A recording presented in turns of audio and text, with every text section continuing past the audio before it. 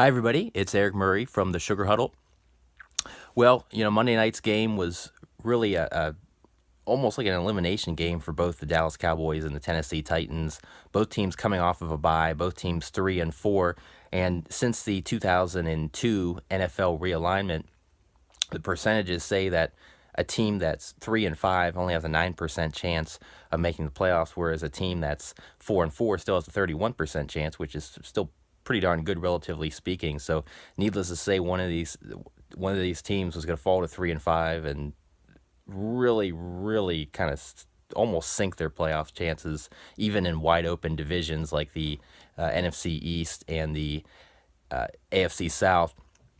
Dallas came in this game undefeated at home, and obviously they struggled badly on the road. But being at home, I kind of thought that maybe they'd have the edge. Both teams coming off of the bye, so nobody really having an edge there. Tennessee dealing with some injuries, offensive line woes. Marcus Mariota having another kind of tough year. Their offense has the play calling, but not the execution quite yet. It's been kind of a struggle for them. So I thought that Dallas could, win this game. And early on, Dallas looked really, really good.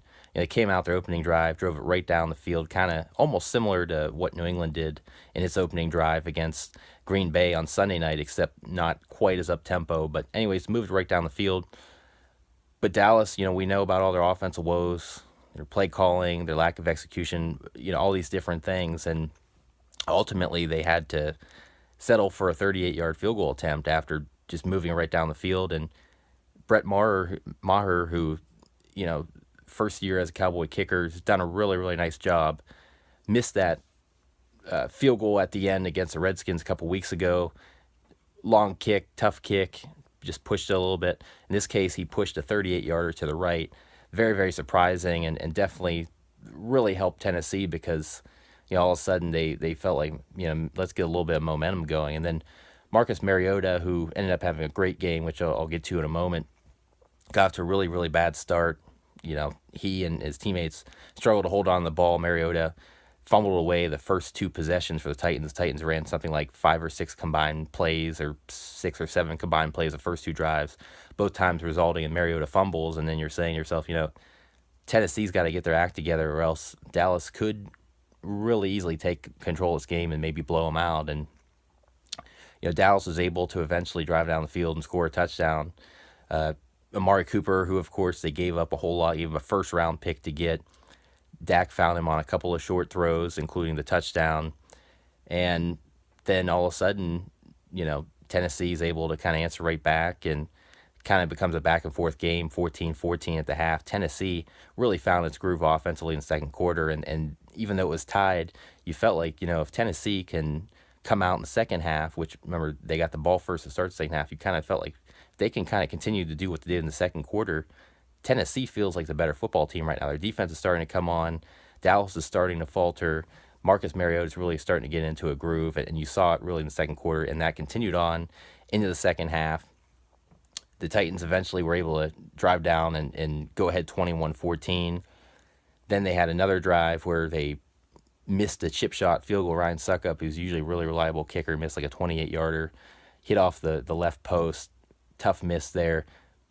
But Tennessee didn't panic. They got another easy stop. They forced another Cowboy punt, and then they drove right down the field.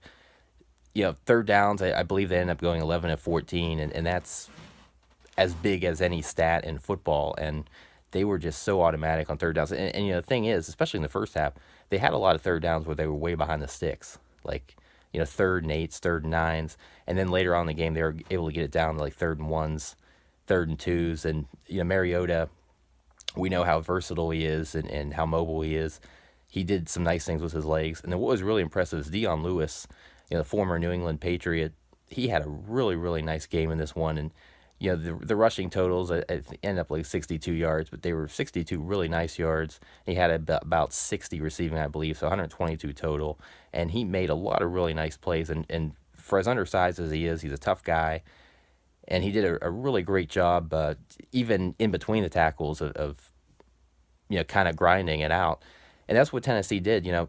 Marcus Mariota had a really good short passing game going, a lot of shorter throws. Matt LaFleur offensive coordinator, first-year offensive coordinator. He's a guy that obviously has worked under both Kyle Shanahan and Sean McVay, and he's a guy that's supposed to be this innovator. And at times this year, it's been a little bit hit or miss because of the injuries. It's limited their offense. They really opened it up in this one, going against, one of the top-ranked defenses in football on the road, Monday Night Football. And, it was a great game plan by LaFleur and company. Really did a tremendous job of mixing things up and really kind of putting Mariota in situations where he could really succeed. Mariota himself was really sharp. In the second quarter, an eventual touchdown on a great, nice dump off to Dion Lewis for a score. The play prior to that, he threw it down the seam, 30-plus yards down the field, let it rip in between three defenders, threw an absolute dime. Beautiful throw, and he made a few really, really nice throws throughout the game. And, on the other side of it, Dallas, even in the first half where they were doing some good things and looked like they're kind of in control early, Dak Prescott, they get that second Mariota fumble in position to, drive down. I think they needed like 30-some yards, 40 yards for a score. And I can't remember if it was second goal or third and goal or what the down distance was, but, Dak tries to kind of float one in the back of the end zone to his new weapon, and Amari Cooper, who's double covered, and Kevin Byard, who's been an interception machine for the Titans, one of the best safeties in football, even if Deion Sanders doesn't know who the hell he is. Easily able to pick it off in the back of the end zone before Byard goes and does an homage to Terrell Owens by standing on the star, which obviously a couple Cowboys didn't like too much. But, it's one of those things that Dallas, kind of the same things we talked about all year. The offensive line isn't what it was, a couple years ago. Dak, his decision-making, the play calling, the weaponry, so to speak. Dallas ended up, I think, with 72 rushing yards, 71 or 72 rushing yards, and Ezekiel Elliott had like 61, 62 of that. Didn't have a whole lot of, even on short yardage downs, didn't have a whole lot of room to work with. And Dallas offensive line, especially La'el Collins, really got abused in this one.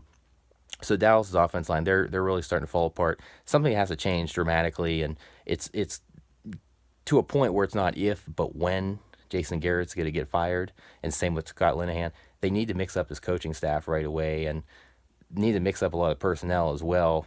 Obviously, next year is the final year of Prescott's contract, his rookie contract. So you got to figure out who's your next coach is going to be and what's the game plan next spring. Are you going to try to bring in a quarterback to challenge Dak? Because right now it's just not working with the guys that you have. And even with Amari Cooper, Cooper, a couple early receptions, like I said, then had another nice catch down the middle for a first down, like a 10 or 15-yard gain. And that put him, I think, at 3 catches for 30 yards in the first half. But the second half, just a couple of meaningless, garbage time type catches down the line. So he wasn't really utilized as strongly as a lot of people were kind of anticipating this game, especially early on when Dak really tried to get it to him. And Dak was starting to force it to him a little bit and starting to tear him down a little bit. But at the end of the day, it's just one of those deals that kind of the same thing we've seen all year long with the Cowboys.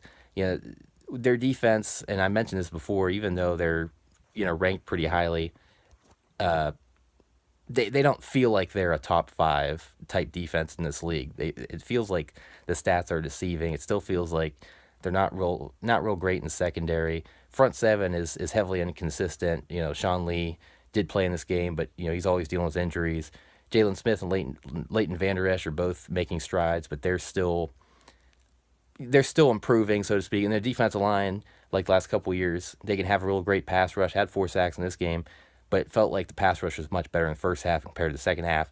Whereas Tennessee's defense, their pass rush was tremendous in the second half, and it felt like they came on in the second half, sacking Dak 5 times.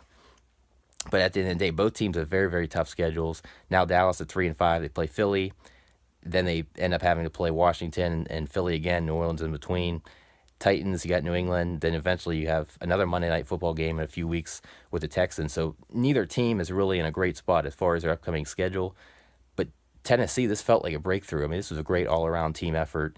Big win for them. As far as Dallas, it just feels like this is a team that's 3-5. That puts them on pace, obviously, to go 6-10. That's kind of what they feel like right now as a 6 or 7 win team. They don't feel close. So please go to sugarhuddle.com for more. Please subscribe to my YouTube channel and also like the Sugar Huddle on Facebook. Thank you.